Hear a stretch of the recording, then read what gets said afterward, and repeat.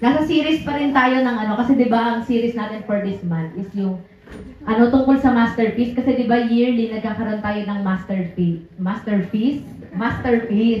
So ang series natin ay from purpose, ibig sabihin hindi siya ganap, pretending to purpose, kung ano talaga yung tunay na purpose, tunay na rason kung bakit tayo nabubuhay bilang isang tao, at kung ano talaga yung disenyo ng Diyos para sa ating lahat. Amen. So, yeah, flash order. Yeah, next pa. Yung verse natin, hindi ko na-flash, sorry. Yung verse natin is yung Efeso 2:10. Iko na. Yeah, Efeso 2:10. Tapos, syempre, nung mga 2 weeks, actually 3 weeks now, nawala lang tayo ng service nung time na may typhoon. Pero ang nalaman na natin, natuklas na natin, na tayo pala ay hindi isang aksidente. Meron talaga tayong purpose. Meron talaga tayong tunay na rason kung bakit tayo nilikha. Amen. So number 1, ang unang natuklas natin is, we are made, ayun pala yung Efeso 2:10. Meron pala ako talaga. Yan. Kung ano tayo ngayon ay gawa ng Diyos. At sa pakikipag-isa natin kay Kristo, Jesus, ay nilikha niya tayo para sa mabubuting gawa na inihanda niya noong una pa man upang gawin natin. Ibig sabihin, hindi tayo aksidente. Napaka-espesyal natin dahil una pa lang, meron na tayong purpose. So, sige next. Yan. Nung una, ang natuklas natin, tayo pala ay we are made to worship. Tayo ay nilikha para sumamba.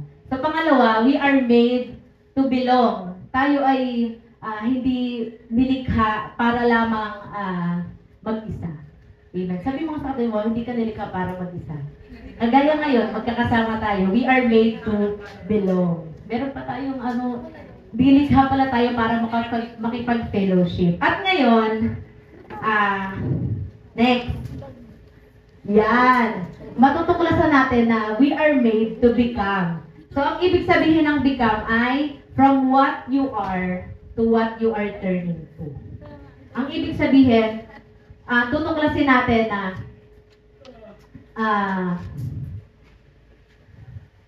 mula ngayon, mula kung sino ka ngayon, papunta kung sino ka dapat maging kung ano yung ayon sa plano ng ating Panginoon. Amen.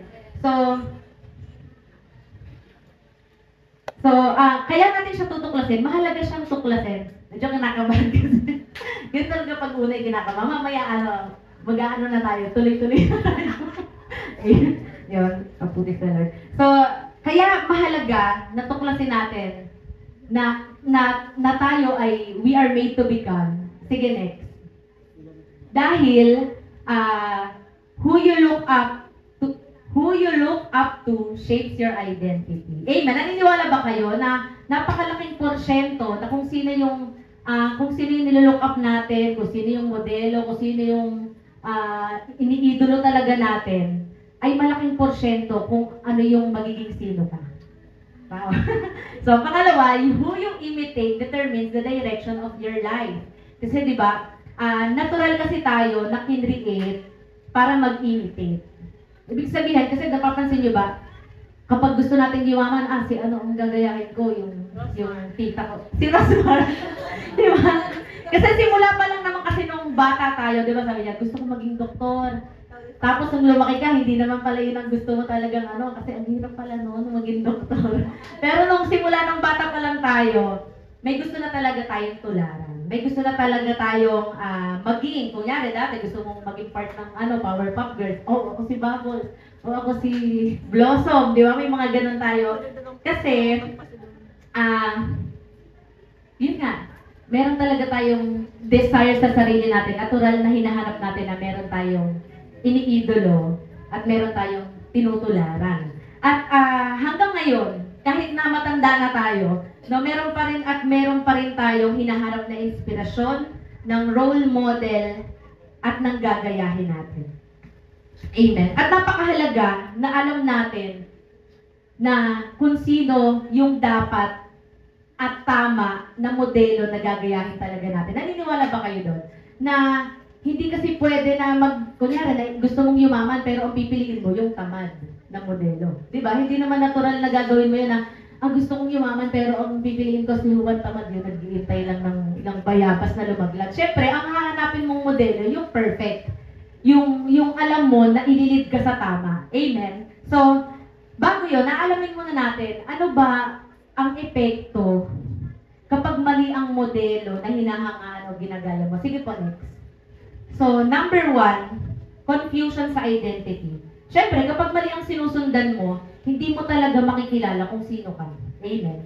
Kaya kung ano na lang yung dumating, o go with the flow ka, kung ano na lang yung dumating sa'yo, yun na yun. At dumadating sa time na nagmimix na yung standard mo bilang isang tao. Amen. Amen. Napapansin mo na nalilito ka kung sino talaga, kung ano ba talaga ako. Di ba? May mga gano'n na nakukonfuse ka talaga kung ano yung tunay na identity mo, which is talagang trending ngayon. Lalo na sa mga kabataan, na nakukonfuse tayo na ano ba talaga yung identity ko bilang isang tao. So, pangalawa, comparison at insecurity. Kapag mali ang model na ginagaya mo, lagi mong tinitingnan ang sarili mo base sa buhay ng ibang tao. Amen?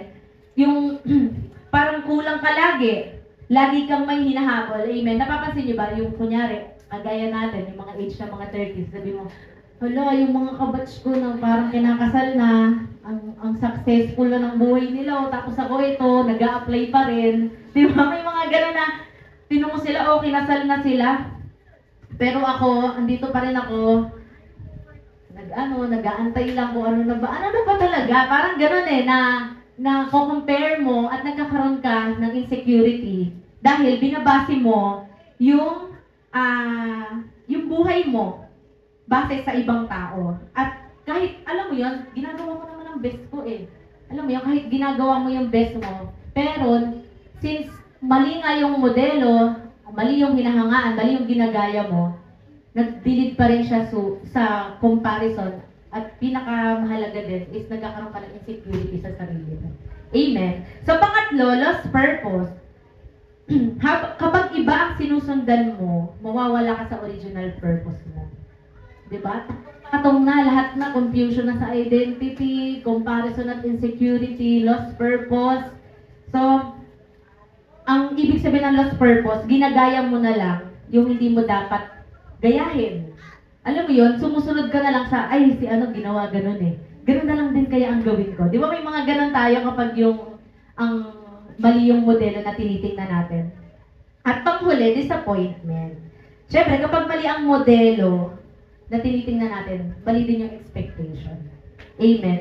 Na kapag mali yung modelo na tinitingnan mo, nadi-disappoint ka, kahit alam mo yun nadi-disappoint ka kahit na ginagawa mo naman talaga kung ano kung alam mo yun, ay, successful naman sa gaganto na lang yung gawin ko eh. Kaso nga lang, dahil hindi mo na-achieve yung bagay na ine-expect mo na ma-achieve mo dahil sinusundan mo naman sila, ang dali mong alam mo, emotionally, ang dali mong ma-frustrate, ang dali mong masaktan, at dumadating na nasisira ka talaga emotionally. So yan lang naman yung mga risk kapag maling modelo yung hinahangaan o ginagaya mo. Kaya niyo ba yan? Yung gano'n, patong-pato lang, parang, tama na! Parang gusto mo na lang tama na to. Hindi, totoo yun. Kasi yun yung nangyayari sa generation ngayon, lalo na yung social media. So, ang daming model, ang daming content creator, ginaya ko naman yung ganito, mali pala yun. Diba? Yun yung mga risk. Napakalaking part to, siguro 99%. Diba?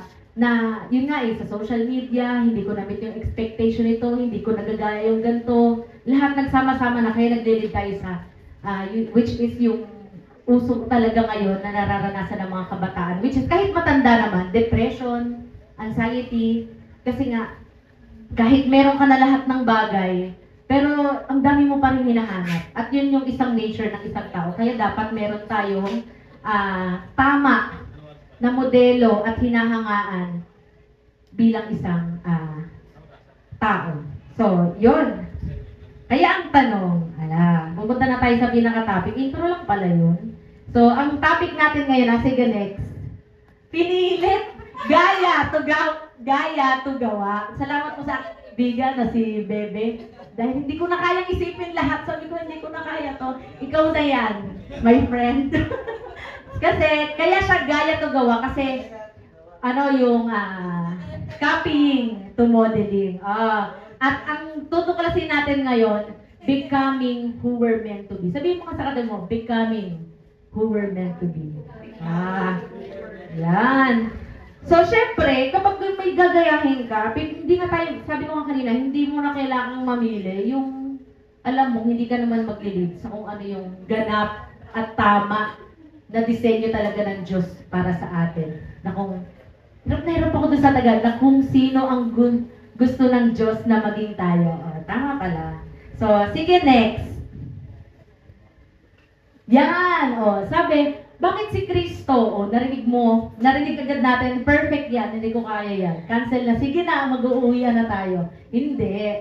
So, bakit sinabi na si Kristo ang pinaka-perfect, ang pinaka-dapat na gusto ng Diyos na maging modelo natin para maging ganap talaga kung ano yung purpose niya sa atin bilang isang anak ng Diyos at bilang isang tao. So, sabi sa Genesis 1:27, sabi dyan, pagkatapos, sinabi ng Diyos, ngayon, likhain natin ang tao ayon sa ating larawan, ayon sa ating wangis.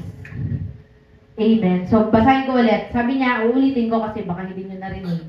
Pagkatapos, sinabi ng Diyos, ngayon, likhain natin ang tao ayon sa ating larawan, ayon sa ating wangis. So, sige next.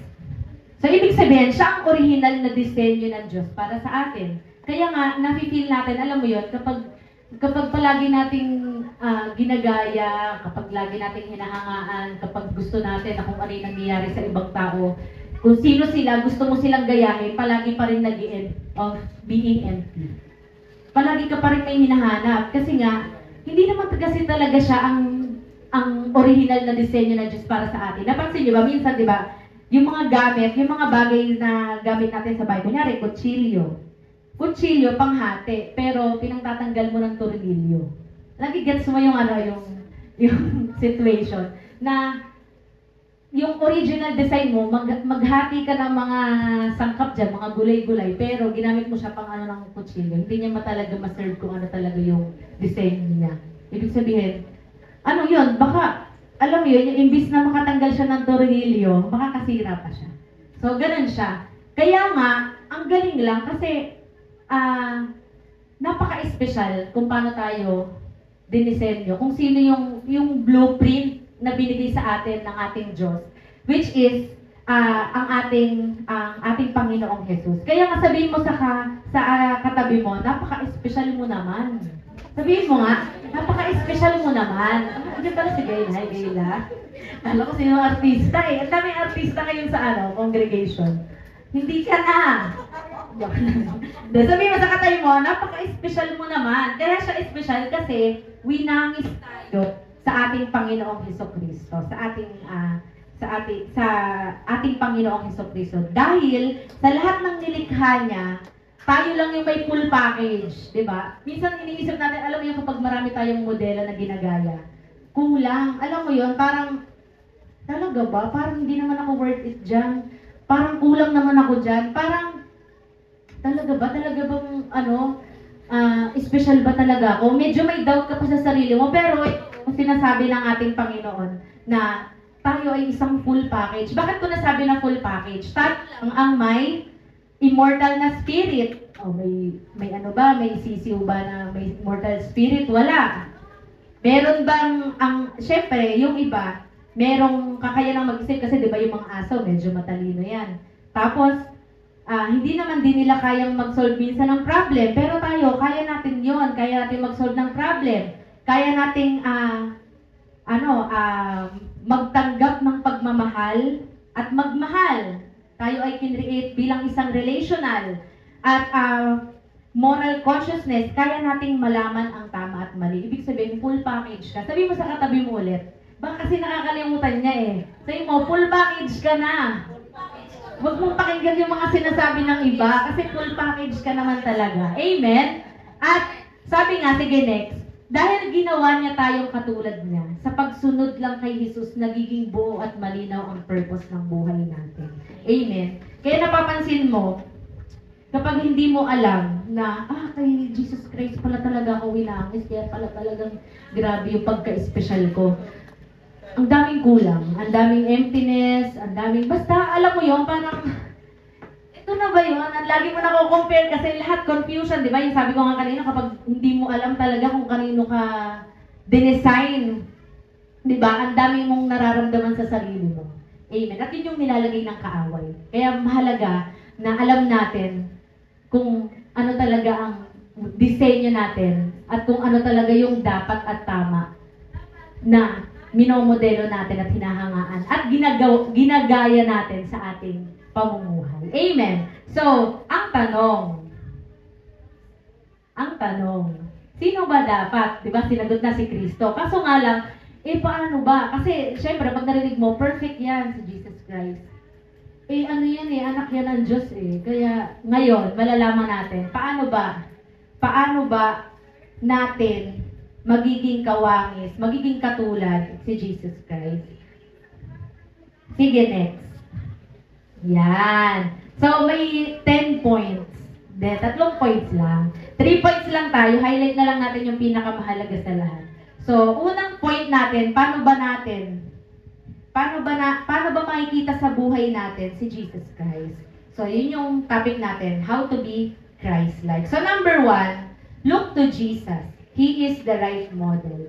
Sige, next po. Yan. Sabi dyan, sa Genesis 1:6-7, so ulitin ko lang siya. Pagkatapos, sinabi ng Diyos, ngayon, likhain natin ang tao ayon sa ating larawan, ayon sa ating wangis. Nilalang nga ng Diyos ang tao ayon sa kanyang larawan. Sila'y kanyang nilalang na isang lalaki at isang babae. So, syempre, para maging Christ-like, dapat alam mo muna kung sino yung tinitingnan mo. Kasi mahirap, kapag hindi mo alam ang titingnan, hindi talaga. Kapag kunyari, ang titingnan mo ay yung mga earthly people, syempre, hindi ka magiging Christ-like. Kasi hindi naman sila talaga ang Panginoong Jesus So, ang pagiging Christ-like, sige po, next. Christ-likeness starts with who you imitate. Kung sino yung ginagaya mo, syempre, kung ang gagayahin mo ay ating Panginoong Jesus, syempre, magiging Christ-like ka talaga. Amen? Amen. Kasi nga, sabi dito, right model, next po. Right model, right direction. So, syempre, kung tama yung model, tama yung sinusundan natin. At ang sabi dyan, wrong model, wrong destination. So, yun lang naman yun, madali siyang maunawaan.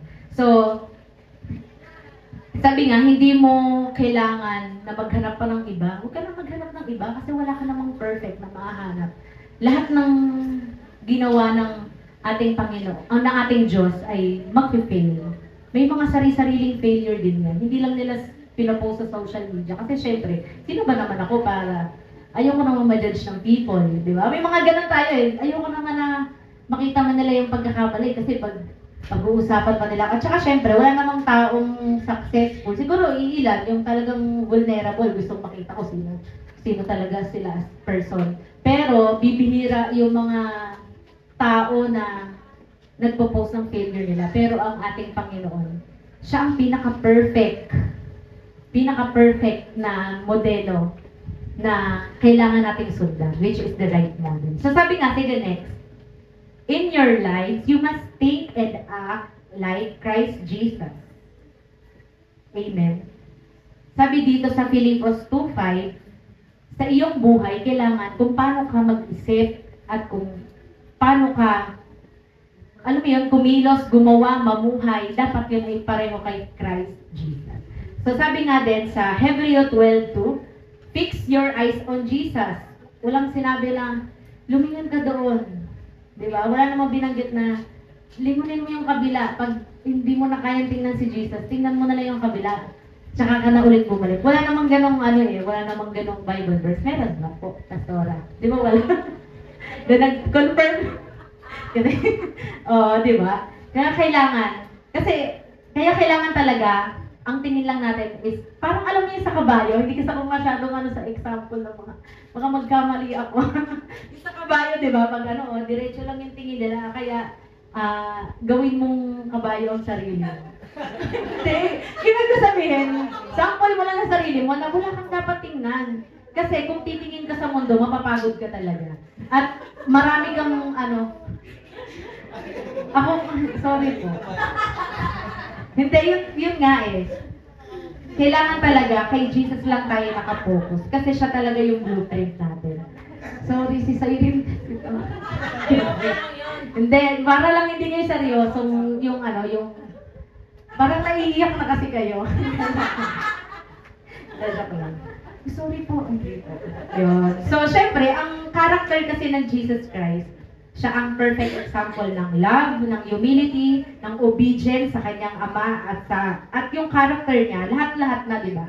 Siya talaga ang pinaka-perfect. Kaya, huwag ka nang maghanap na kung sino yung susundan mo, kung sino yung idolohin mo. Kasi, sinasabi na sa Biblia na si Jesus Christ lang yung perfect na maging modelo. Kasi yun talaga yung disenyo natin bilang isang tao. Amen? Amen. At saka, ito pa, ang sabi dyan, next. Yan. Sige, next. Look to Jesus para hindi ka maligaw sa identity mo. Amen? Kasi kung sino ang tinitingala mo, siya ang magiging hugis ng buhay mo. Kagaya nga sinabi natin kanina, na kung ano yung sino tinitingala mo, sino modelo mo, malaking porsyento na yun din yung magiging identity at magiging kung paano ka mamuhay. Amen? So, next. Yan. Pangalawa, daily dependence on Jesus and the Holy Spirit. Sige, next po. At sabi dun sa 2 Corinto 2:18, at ngayon, naalis na ang talukbong, nagniningning sa ating mga muka ang kaluwalhatian ng Panginoon. At ang kaluwalhatiang iyan na nagmula sa Panginoon, na siyang Espiritu, ang siyang magbabago sa atin mula sa isang antas ng kaluwalhatian hanggang tayo'y maging kalarawan niya. Amen. Kasi ang Christ-likeness, hindi yan instant. Amen. Parang halaman lang. Hindi yung pwede na tinanim mo ngayon, tapos dalian mo na.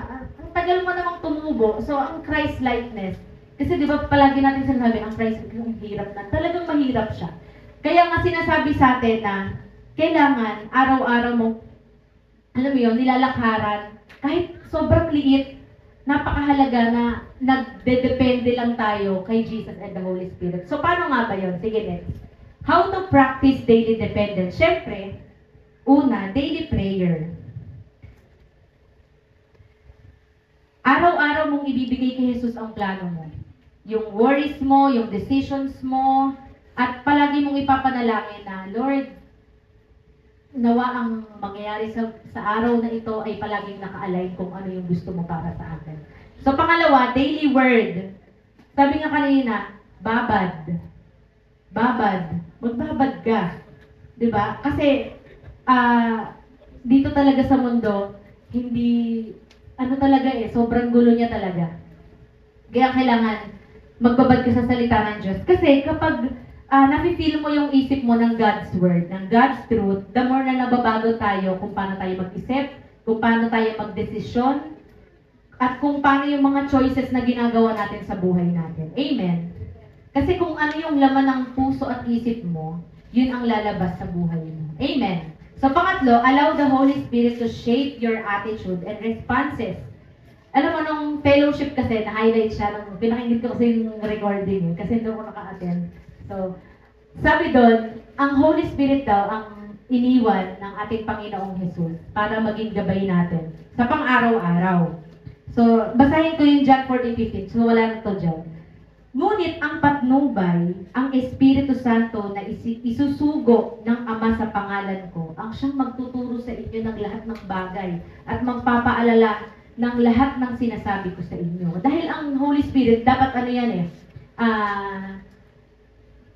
kasama natin yan sa araw-araw kasi binigay naman talaga siya para maging alam mo yun, yung conviction na, mali ang ginagawa mo. Hindi man natin siya literal na naririnig, pero siya talaga yung kasama natin sa pang-araw-araw. Kasi isa siya sa nag-shape talaga kung paano tayo mag-react. Kasi minsan, di ba, ang daling mag-react kapag ng mali. Madaling mag-react ng mali. And Christ-likeness happens in your responses and not your intention. Amen. Alam niyo minsan, Di ba kapag yung may nangyari, mas tumatatak sa tao yung yung response mo, yung sinabi ni di ba? Hindi yung intention. Amen. So, pang-apat, accept the growth is gradual. Ibig sabihin ng gradual, mabagal. Kailangan tanggapin mo sa sarili mo na kapag nagbabago ka, hindi siya madali. Dahan-dahan siya. Sabi ko kanina, pag halaman, hindi siya agad tutubo. Kasi God works little by little, day by day, as you keep saying, yes, Lord. Then, mahirap kapag sabi mo, no, Lord.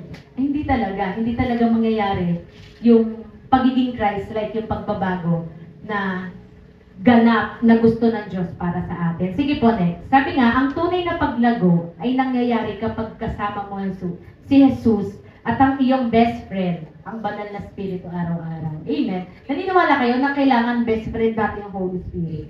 Kasi siya talaga yung nagbibigay sa atin ng ng conviction. Oh, huwag mong gawin yan. Hindi maganda yan. Hindi magandang sabihin yan. Huwag mong gawin yan. Di ba may napapansin kayo na kadalasan, ay, sino ba yung nagsasabi sa akin na minsan, parang may something na nagko-convince sa'yo na huwag mo nang gawin yan. Amen. Yun yung Holy Spirit. Kaya, gawin mo na siyang best friend. Di ba minsan, syempre, ang best friend na gusto natin, ikaw, gusto mo ba best friend na palagi na lang bad trip, palagi na lang walang magandang maidudulot sa'yo? Syempre, ang Holy Spirit binigay siya sa atin na nakasama natin araw-araw kasi isa yun sa binigay ng Panginoon. Kasi alam niya na maglilid tayo sa kung ano yung ganap na purpose ng Diyos para sa ating buhay.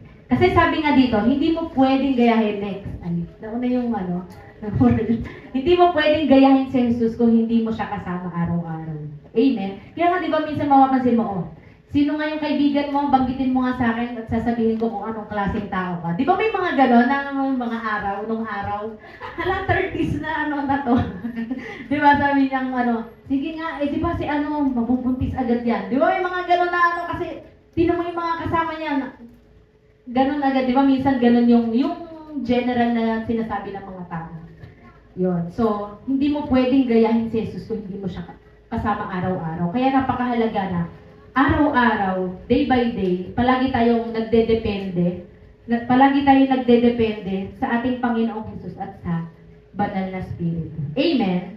Sabi nga, next po, small daily steps with Jesus lead to big lifelong transformation. Maaring, ngayon sasabihin mo, na-realize ko na dahil sa preaching ni Kuya Mike, dahil sa preaching ni Arvin, sa preaching ni LJ, na-convince na ako na, sige, ipapalo ko na si Jesus Christ. Parang mayroon kang conviction Pero, ang mahirap, kapag yung alam mo yun, sa mga susunod na araw, hindi mo na siya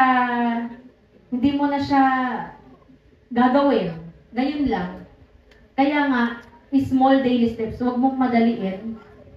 Huwag agad yung, kasi maaring pinipilit, hindi ko talaga kaya ginawa ko ng lahat isang araw pa lang yun.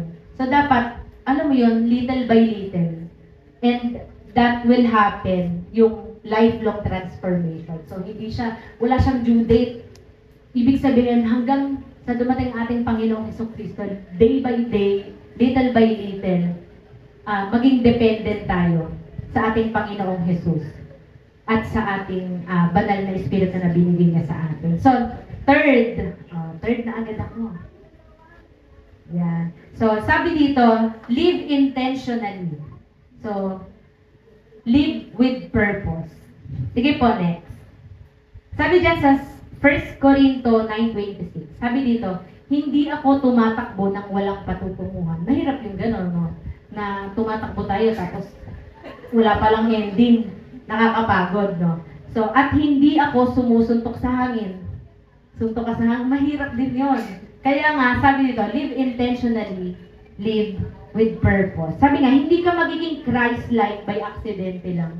Nagkataon lang kasi, kaya eto, perfect na ako, eto na, nagaya ko na si Jesus Christ. So, hindi siya ganon. Ang pagiging Christ-like, kailangan intention mo yun.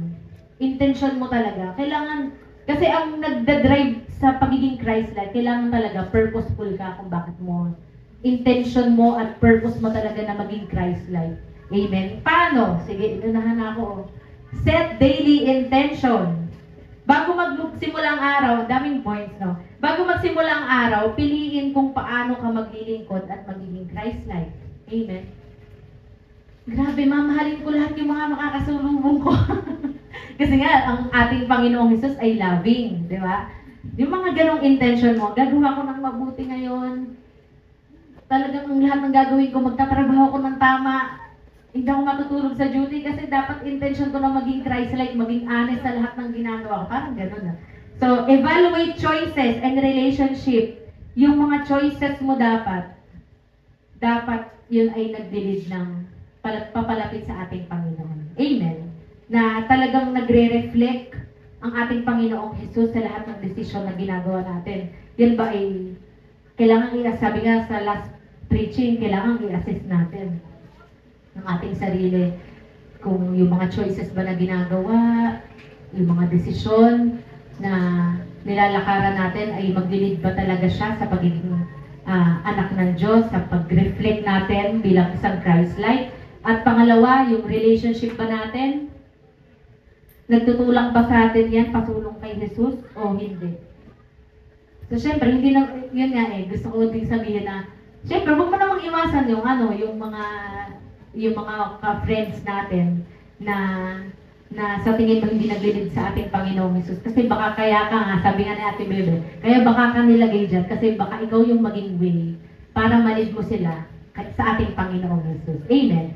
So, pangatlo, develop Christ-like habits. Siyempre, yung pagdadasal, pagbabasa ng ating Biblia, yung act of kindness, yun yung develop Christ-like habits. At pang-apat, align life with God's purpose.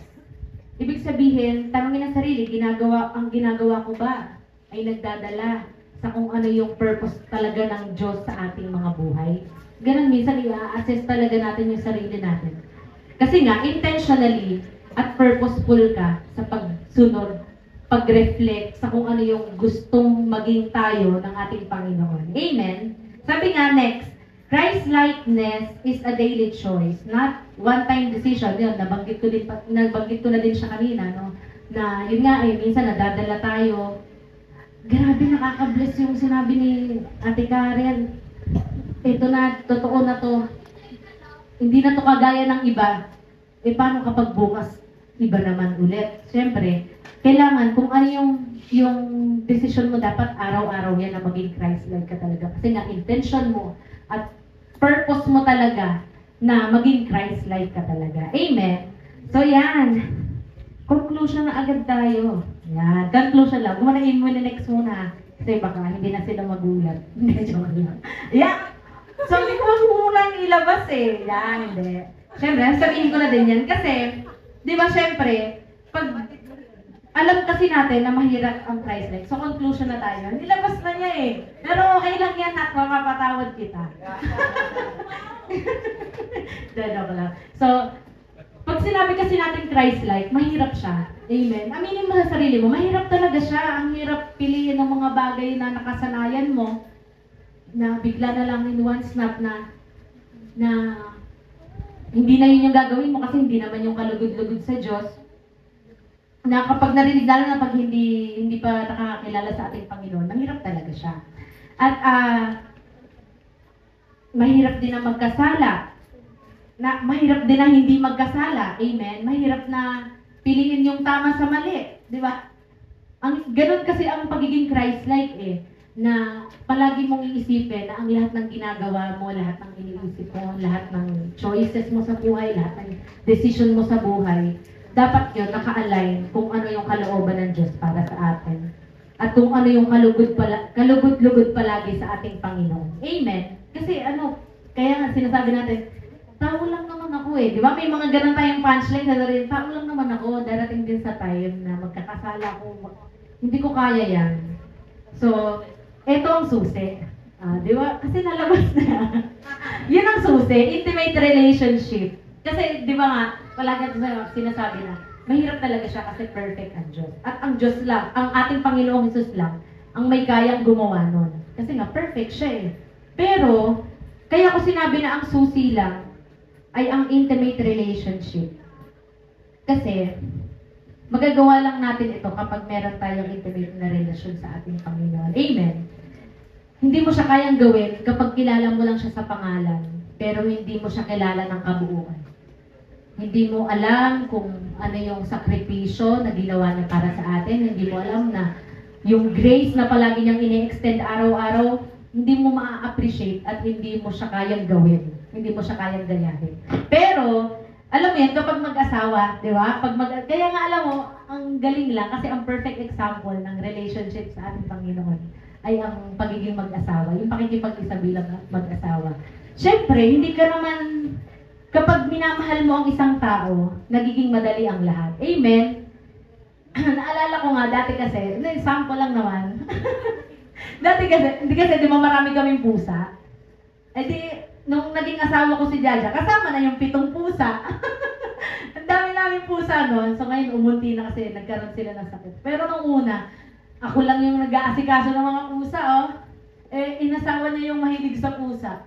Dati, yung mga bagay na hindi niya ginagawa, kagaya ng pagdadakot ng dumi ng pusa, paglilinis ng mga kalat ng pusa, pakakainin ng pusa. Pero dahil minamahal niya ako, naging madali na lang yung para sa kanya. Hanggang sa ngayon, siya yung gumagawa. Sabi ko, mag-alaga pa tayo ng mga 40 pieces. Diba? Ganon kasi pag nagmamahal at hindi mahirap para sa'yo ang mga bagay na nagpapasaya sa minamahal mo. Amen. Hindi mahirap sa'yo na hindian ang mga bagay na alam mong ikalulungkot ng minamahal mo. Amen. Hindi mahirap kasi may minamahal ka. Kapag minamahal mo isang tao, iniisip mo na, oh, baka sasaya pa siya dito, baka naman magalit siya dito, baka naman ma-disappoint siya dito. Alam mo yun, bawat galaw mo, kung meron kang pagmamahal sa isang tao, kung meron kang pagmamahal sa isang tao, alam mo yun, parang binabantayan mo yung bawat galaw mo kung ano ba yung magiging resulta nun sa taong minamahal mo. Amen. At imposible na kapag nagkaroon tayo ng intimate na relationship sa Lord, intimate na relationship, ibig sabihin, sinasama mo siya sa araw-araw mo, lahat ng decision na ginagawa mo, lahat ng iniisip mo, lahat yung binabantayan mo. Kasi ayaw mo na masasaktan ang ating Panginoong Jesus. Amen? Naniniwala ba kayo doon na kapag nagkaroon tayo ng intimate na relationship sa ating Panginoong Jesus, kaya natin? Amen? Tsaka binigyan naman tayo doon ng paalala na kailangan, kasi di ba, binigyan tayo ng paalala no na maging dependent tayo sa ating Panginoong Jesus. Amen? Kasi nga, hindi natin kaya mag-isa. Hindi natin kaya na baguhin ang sarili natin ng tayo lang. Hindi natin kaya na maging tama yung mga desisyon na ginagawa natin, yung mga choices na ginagawa natin, kung hindi dahil sa tulong ng yung mga pagdedepende natin sa ating Panginoong Hesus, yung pagbabasa ng Biblia. Kapag nalaman mo na ang pag-ibig ng Diyos, grabe yung pagyakap niya sa atin, imposible na hindi din natin mahalin in return ng ating Panginoong Hesus. Amen? Amen? Sige, gusto ko panood sa inyo itong video na to. Kasi dati, mag-closing tayo gamit itong video na to. Kasi gusto ko siyang i-share sa inyo na eto. Ayan, sige, i-play mo na. Oh, okay lang. Kasi naman talaga siya. Yan. So, babasahin ko, no? Yung bida dyan, si Derek Redmond. Akala ko Derek Icasiano. Yan. Si Derek Icasiano ay kasama siya Derek Icasiano. Derek Redmond. Yan. Sige, ulitin mo nga, nawala ko sa momentum eh. So, explanation. Yan, sa una ulit. Yan. Si Derek Redmond ay isa sa inaabangan sa 400-meter race. Matagal na niyang pangarap na makabalik sa Olympics. So, dito sa Barcelona, meron siyang isang goal. Tatapusin niya ang race kahit hindi siya yung manalo. Yan. Kaso nga lang, yan, nagkaroon siya ng injury. Which is, nung una na race na sinalihan niya, nagkaroon din siya ng injury. And for the second time, yan, nagkaroon ulit siya ng injury. Pero alam niya nung una, sobrang isa siya isa siya sa nangunguna, napasama kasi siya sa semifinals. Pero kung napansin nyo, napag-iwanan na siya kasi syempre, marathon yan eh. Yung mga tao, hindi naman titigil para sa kanya. Yan ang nangyari sa kanya. So, nagkaroon siya ng injury. Yan. So, yan yung tatay niya. Yan ang tatay niya. Nung time na nagkaroon siya ng injury, di ba yung, pwede naman na maupo na lang siya doon, i-cheer niya na lang yung anak niya doon, pero yan o, sinamahan siya ng tatay niya. Yan. At ang galing lang kay Derek, kasi nung time na nagkaroon siya ng injury, hindi siya, yung tumigil na lang, hindi siya nagstay lang doon sa, na humingi ng tulong. Pero, di ba ang sabi niya, ang goal niya, kahit hindi siya manalo, basta matapos niya yung finish line. So, nakakatuwa lang kasi, syempre, as a father in earth, dito sa mundo, ganun din ang tatay natin. Amen.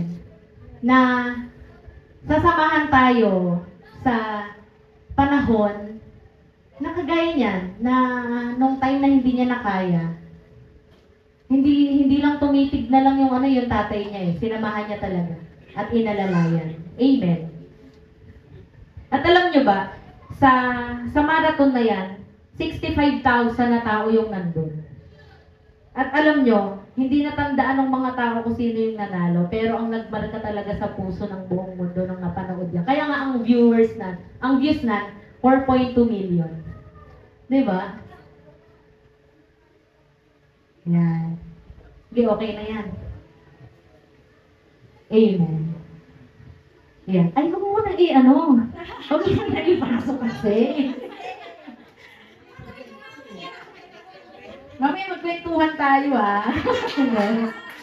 Hindi. Kaya ko siya pinanood. Alam niya, nakakatuwa kasi nung nagpe-pray kasi kami kada gabi ni Jaja lagi. Ayan.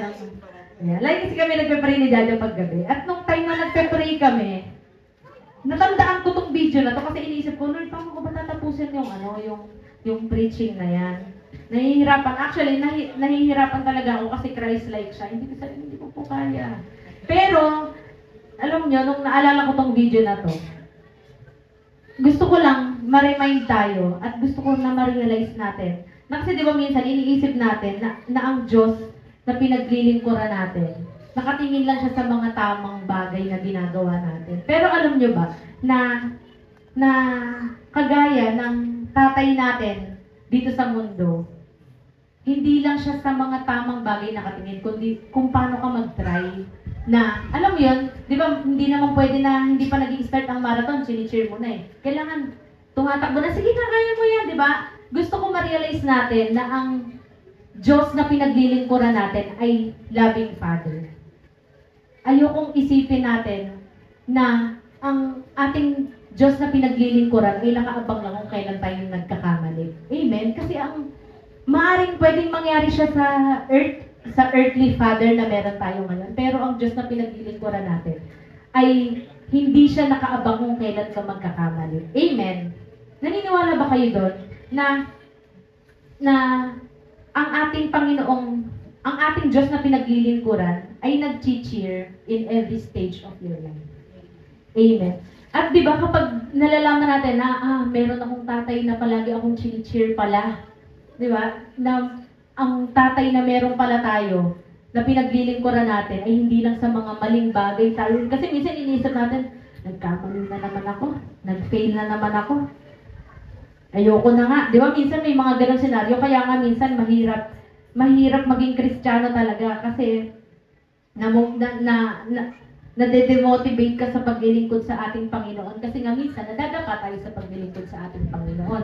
Nadadapa tayo sa kasalanan. Amen. Nadi-discourage tayo dahil din sa mga failures na nagagawa natin. Kasi di ba kagaya ni Derek, naiwan siya eh.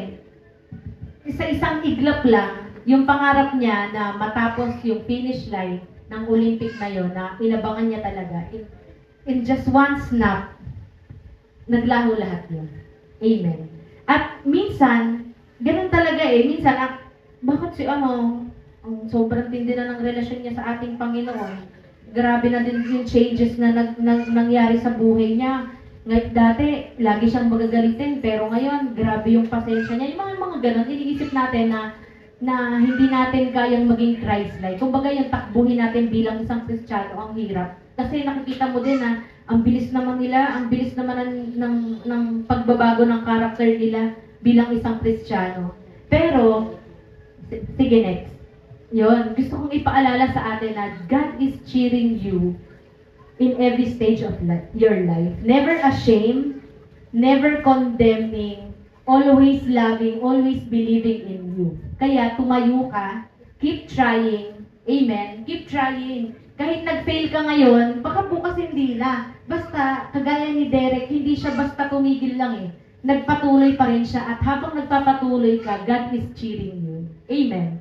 God is cheering you in every stage of your life. Kagaya nung ginawa ng tatay ni Derek, inalalayan siya hanggang sa pagtapos ng talagang inalalayan siya at ganun din ang ating Diyos Ama na palaging nakaalalay sa atin. At laging nakaalalay sa atin patungo sa purpose na kanyang nilikha para sa iyo. Amen. Amen.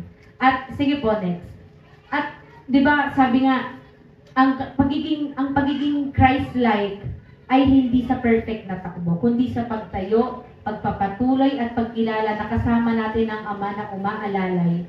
At sabi nga, habang iniintindi natin kung gaano kabilis tayong lumago, ang Diyos ay iniintindi kung gaano tayo matatag sa ating paglaro. Kaya wag mong, ang bagal ko, wag mong isipin palagi na nababagalan ka sa sarili mo. Sabi nga, fix your eyes on Jesus. Palagi lang dapat diretso yung ating pagtingin. Nang sa ganun, kahit madapa ka, kahit mag-fail ka, kahit magkasugat ka, kahit alam mo yun, sukong-suko ka na, pero diretso lang yung tingin mo sa ating Panginoong Jesus. Andun yung katatagan natin sa ating paglago. Amen?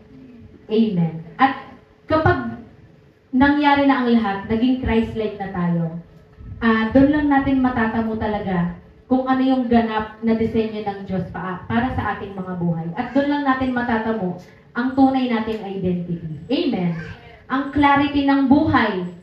Alam mo yun, yung clarity ng buhay na ang Diyos hindi nagpapabaya. Hindi mo na kailangan i-compare yung sarili mo sa iba. Yung, kung ano yung takbuhin nila yun. Pero ako, meron akong Diyos na kasama na umaalalay sa akin. Meron kang totoong peace. Maaring ibigay ng peace, magbigay ng peace ang mundo, pero ang kapayapaan na kayang ibigay ng ating Panginoong Jesus, hindi yung mapapantayan ng kahit ano.